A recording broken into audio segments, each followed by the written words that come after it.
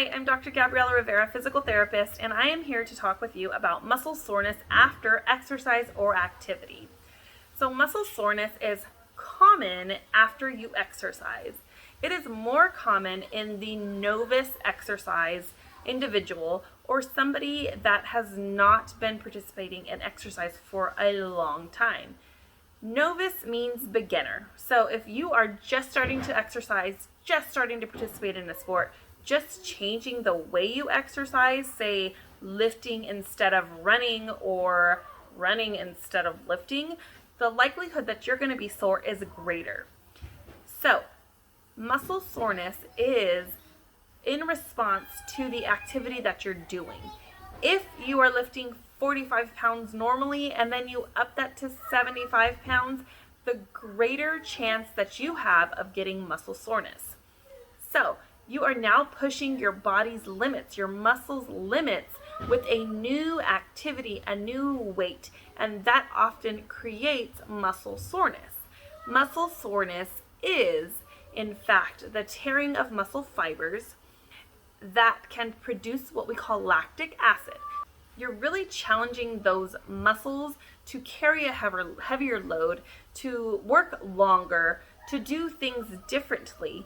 And with that, you are training them endurance, you're getting muscle tone, you're getting stronger. So soreness is not a bad thing. Oftentimes, people associate soreness with pain, especially when they are used to having pain in their low back, their hips, and their legs. And then they start to exercise, they get this soreness, and then they confuse it with pain, and then they stop exercising. Soreness is different than pain, which is sometimes hard for individuals who have not exercised to understand. So it is important that you slowly introduce exercise to minimize the soreness and to improve tolerance to activities and that progression to continue a health journey and strengthening the muscles, getting endurance better. So there is typically a delay with muscle soreness, and that is considered DOMS, delayed onset muscle soreness. This has to do with the lactic acid buildup in your muscles that develops from increased loads, strengthening those muscles, lifting things, running longer, and it's just a way that our body kind of gets rid of toxins and things like that, so you feel sore. The soreness can last 24, 48 hours.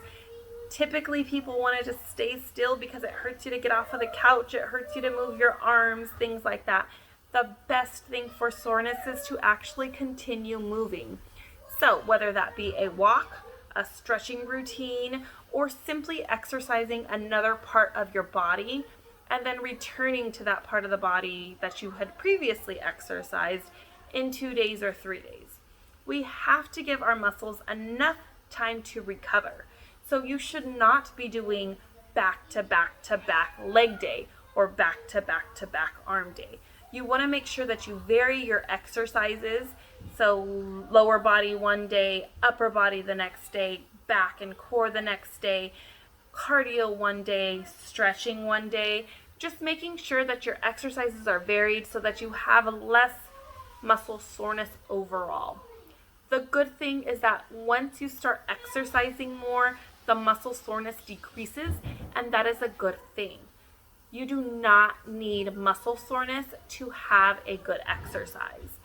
If you are more conditioned or more trained, then you will not have as much muscle soreness.